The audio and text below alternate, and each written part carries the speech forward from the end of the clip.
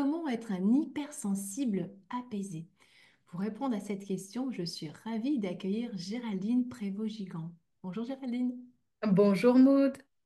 Géraldine est psychopraticienne, auteure et conférencière depuis près de 30 ans et autrice de 18 ouvrages de référence dans le domaine du développement personnel et de la psychologie. Un de ses domaines d'expertise, c'est l'hypersensibilité et son potentiel insoupçonné. Je suis mode d'existence et pour ceux qui ne connaissent pas Existence, nous sommes une entreprise familiale et solidaire et nous œuvrons depuis 1986 main dans la main avec des professionnels du bien-être et du développement personnel.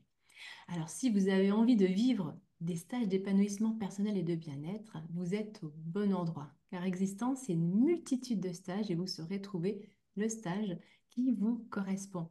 C'est une expérience qu'on peut vivre seul ou accompagné. Revenons à notre question qui nous intéresse aujourd'hui. Comment être un hypersensible apaisé? Géraldine, est-ce que tu peux nous en dire plus et nous mettre un petit peu la lumière sur cette question? Déjà, ce que j'ai envie de dire, c'est être un hypersensible apaisé, c'est possible. Je le précise parce que beaucoup d'hypersensibles ne pensent pas pouvoir vivre leur hypersensibilité en étant apaisés. Autrement dit, être en paix avec leur hypersensibilité. Parce qu'en fait, être un hypersensible apaisé, c'est d'abord avant tout être en paix avec son hypersensibilité. Non pas refuser son hypersensibilité, non pas lutter contre son hypersensibilité, non pas être quelqu'un d'autre, comme souvent cela m'est confié. Oh, j'aimerais ne plus être hypersensible, j'aimerais être comme tout le monde. Et donc, pour pouvoir atteindre l'apaisement, déjà, première chose, réconciliation avec son hypersensibilité. Donc, c'est tout un travail, bien sûr, mais déjà, rien que de se positionner intérieurement comme cela, ça permet d'être dans une forme de réconciliation avec soi-même. On ne lutte plus contre nous-mêmes, mais on accueille qui nous sommes. On ne regarde plus notre hypersensibilité comme une tare, c'est parfois le cas, comme en tout cas un fardeau, mais on regarde cette hypersensibilité sous un autre angle. Donc déjà, ça va contribuer à l'apaisement. Ensuite, au quotidien, comment on peut faire? Ce que je peux proposer, c'est déjà une vision de l'apaisement sur trois plans qui sont physique, émotionnel, mental. Donc déjà, physiquement, indéniablement, il est nécessaire de faire régulièrement au cours de notre journée un scan, d'imaginer qu'il y a une sorte de scan qui passe de la tête aux pieds, des pieds à la tête pour vérifier nos zones de tension. C'est généralement, ce sont les trapèzes, surtout si on travaille sur écran, mais parce que c'est là que se met souvent le stress, les trapèzes, les mâchoires qui se serrent, est-ce qu'elles sont serrées? Et donc à ce moment-là, de laisser un espace entre les dents. Est-ce que les trapèzes sont tendus? Si c'est le cas, de respirer et au fur et à mesure de la respiration, d'imaginer que nos épaules descendent aussi bas que possible. Autre zone de stress, en tout cas là où peut se faire sentir le stress et les tensions. C'est au niveau du plexus solaire, le diaphragme qui va se crisper et donc nous faire avoir une respiration beaucoup trop courte et superficielle. Donc là aussi, voilà, juste ça, régulièrement. Et à l'expiration, d'imaginer qu'il y a un petit nuage gris qui s'échappe de nous. Et ce petit nuage gris, c'est la contrariété, le stress, l'émotion dite négative, ce qui nous oppresse, même si on ne sait pas de quoi il s'agit d'ailleurs. Parfois, notre inconscient capte quelque chose et notre conscient ne sait pas de quoi il s'agit. C'est pas grave. Et à l'expiration, de porter attention sur ce petit nuage gris qui part.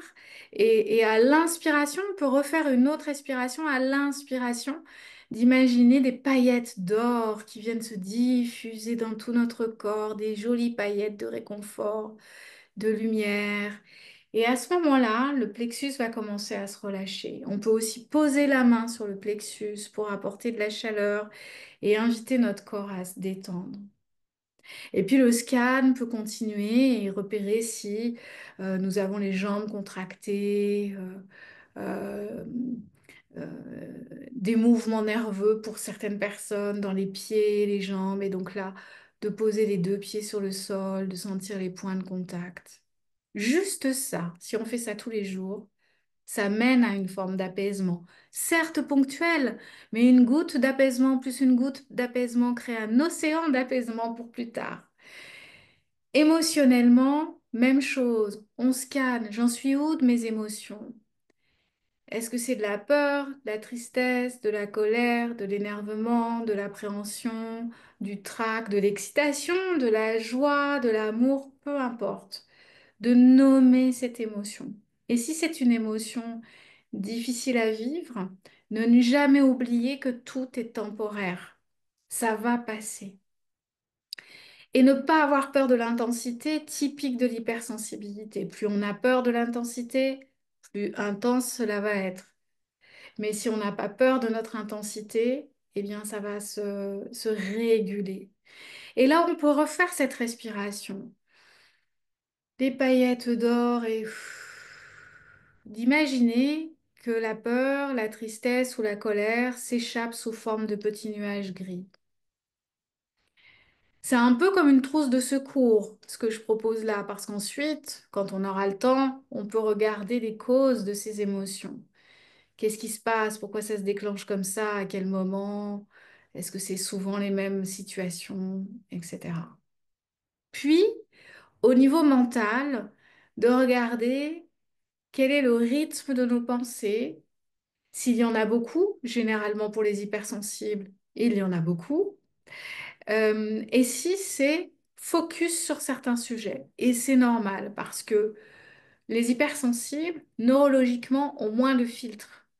Leur perception est moins filtrée. En fait, par rapport à nos sens, à nos cinq sens, on perçoit tout avec plus d'intensité. Et au niveau aussi de l'hyper-empathie, on va sentir les ambiances, l'état des autres. Bref, on a un flot d'informations qui arrive.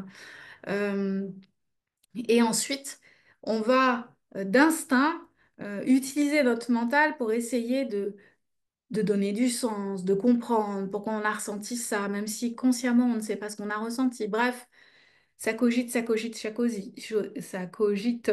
Et puis on peut avoir aussi des saisies, c'est-à-dire il y a quelque chose qui nous a contrariés, ou bien il y a un grain de sable dans la machine, ou bien il y a quelque chose qui n'est pas parfait comme on le voulait, puisque les hypersensibles souvent sont au potentiel et donc ont un rapport à la perfection très marqué. Et donc le grain de sable dans la machine, ça va créer une tension. Et donc, ça va nous faire cogiter, cogiter, cogiter. Bref, pour pouvoir calmer tout ça, c'est important de regarder à quoi je porte attention, à quoi je me suis accrochée. Comme quelque chose qui est passé, on s'est accroché. Et là, on peut respirer, par exemple, également, et on laisse partir ce à quoi on s'est accroché. Et puis, si on se raccroche, on recommence. Parce qu'on peut arrêter de s'accrocher. Parce que s'accrocher ne résout pas le problème. Ça ne résout pas le problème.